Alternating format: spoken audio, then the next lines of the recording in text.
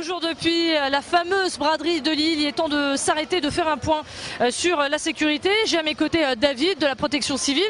Alors David, on se trouve à côté de la place du théâtre. Dites-nous un petit peu comment ça se passe en milieu de journée à présent. Alors, si vous voulez, au niveau du poste de secours, on a une quinzaine de secouristes présents. On a à disposition aussi 2 ambulances qui permettent de se déplacer assez facilement au milieu de la braderie pour prendre en charge tout type de malaise ou de personnes blessées ou agressées.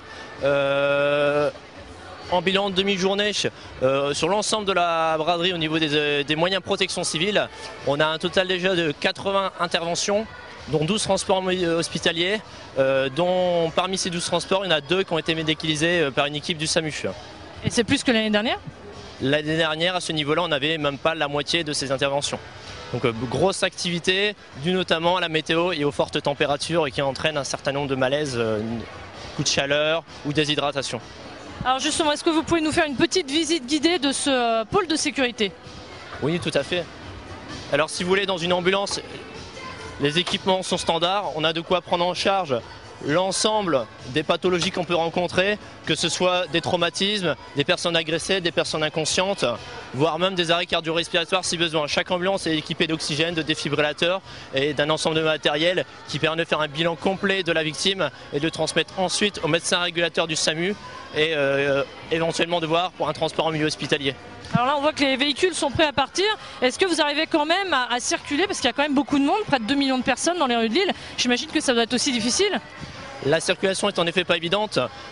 La préfecture, grâce aux services de police, ont mis en place un certain nombre d'axes rouges, donc des axes interdits à la braderie, qui nous permettent quand même de circuler dans la braderie. Mais forcément les temps de trajet sont très rallongés et la circulation, notamment dans la rue Faidherbe, avec la population qui circule, n'est pas tout à fait évidente. Alors on a vu aussi tout à l'heure des hélicoptères survoler donc, la braderie de Lille. Est-ce que vous êtes en relation directe avec eux ?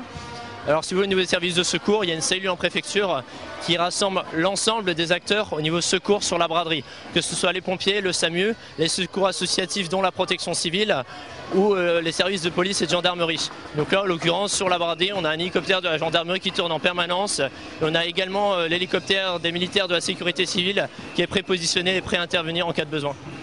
Alors je vous propose de continuer parce qu'on a vu le véhicule et derrière nous il y a une tente. Alors à quoi sert-elle ? Alors si vous voulez, sur la braderie, il y a un nombre de postes qui sont répartis sur l'ensemble du secteur de Lille avec ce qu'on appelle un poste de secours. Donc il y a au minimum une tente de soins et une ambulance prête à partir. Donc au niveau protection civile, on a un ensemble de 6 postes de secours et 7 ambulances disponibles sur le secteur, sachant que la braderie est découpée avec 2 associations de secours.